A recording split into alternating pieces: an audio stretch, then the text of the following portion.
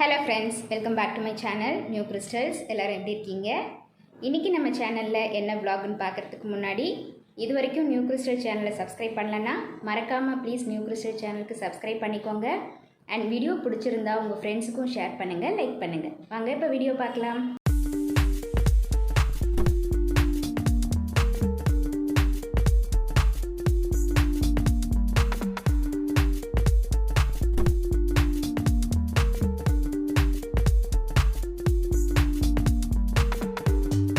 இன்றைக்கி நம்ம சேனலில் என்னோட ஈவினிங் ரொட்டீன் வித் டேஸ்டியான ரெசிபியும் பார்க்கலாம்.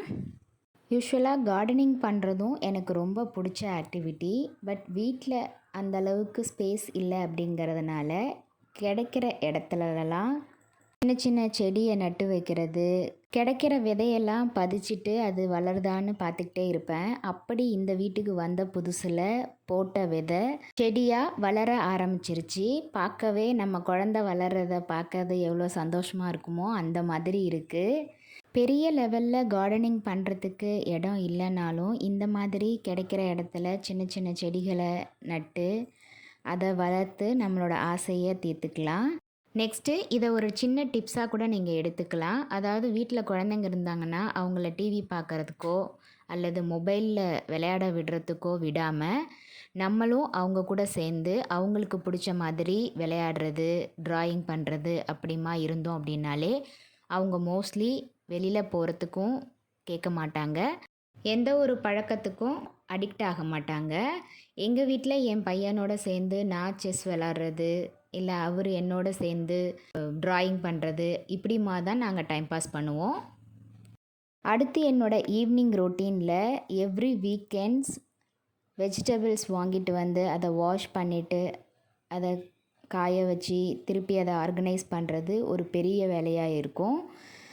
இதுக்கு ஒரு சின்ன டிப்ஸை நான் உங்களுக்கு சொல்கிறேன். ஆல்ரெடி வெஜிடபிள்ஸ் எப்படி ஸ்டோர் பண்ணணும் அப்படிங்கிற வீடியோ உங்கள் கூட ஷேர் பண்ணியிருக்கேன். பார்க்காதவங்க லிங்க் டிஸ்கிரிப்ஷனில் இருக்குது, செக் பண்ணிக்கலாம்.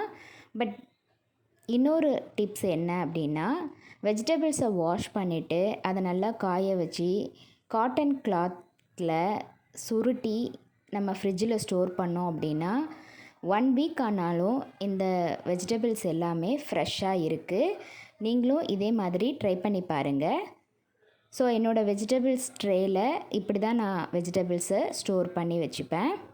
2 days ஒன்ஸ் வெஜிடபிள்ஸ் வாங்கி சமைக்கிறவங்களுக்கு பிரச்சனை கிடையாது. பட் இந்த மாதிரி ஒர்க்கிங் விமென்ஸ் ஸ்டோர் பண்ணி யூஸ் பண்ணாங்கன்னா மினிமம் 5 to 6 days வெஜிடபிள்ஸ் ஃப்ரெஷ்ஷாகவே இருக்கும்.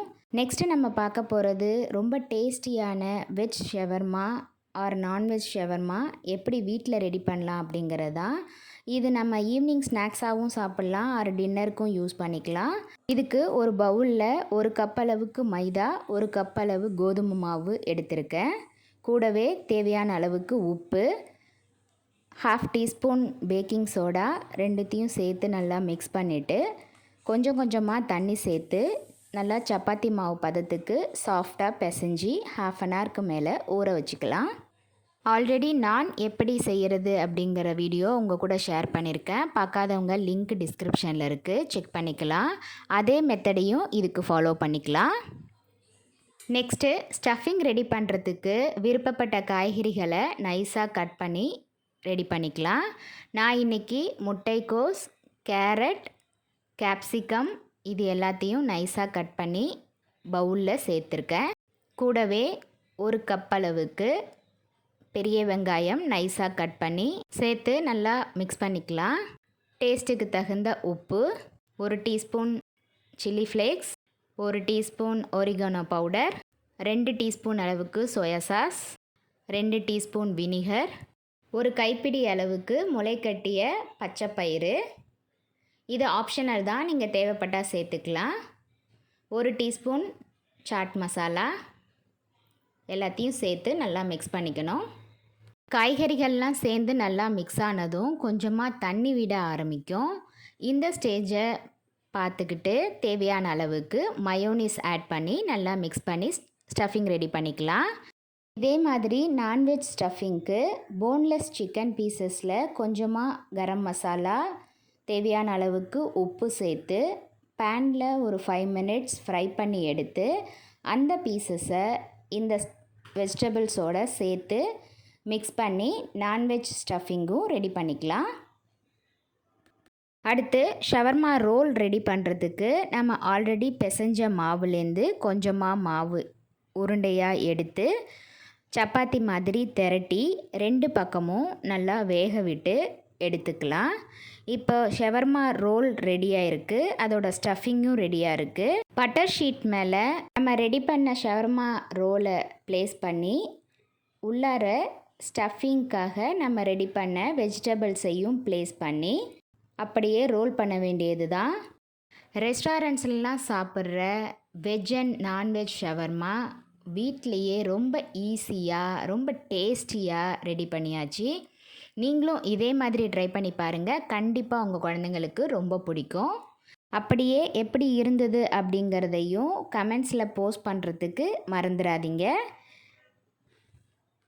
இந்த வீடியோவை ஸ்கிப் பண்ணாமல் பார்த்ததுக்கு ரொம்ப தேங்க்ஸ். என்ன ஃப்ரெண்ட்ஸ், இன்றைக்கி நான் ஷேர் பண்ணிக்கிட்ட வீடியோ உங்களுக்கு இன்ட்ரெஸ்டிங்காகவும் யூஸ்ஃபுல்லாகவும் இருந்திருக்கும்னு நினைக்கிறேன். வீடியோ பிடிச்சிருந்தா ப்ளீஸ் லைக் பண்ணுங்கள், ஷேர் பண்ணுங்கள், மறக்காமல் நியூ கிறிஸ்டல் சேனலுக்கு சப்ஸ்கிரைப் பண்ணி எனக்கு சப்போர்ட் பண்ணுங்கள். நெக்ஸ்ட்டு ஒரு இன்ட்ரெஸ்டிங் அண்ட் யூஸ்ஃபுல்லான வீடியோவோட உங்களை மீட் பண்ணுறேன். Till then bye from New Crystals. Be safe, be healthy. Thank you.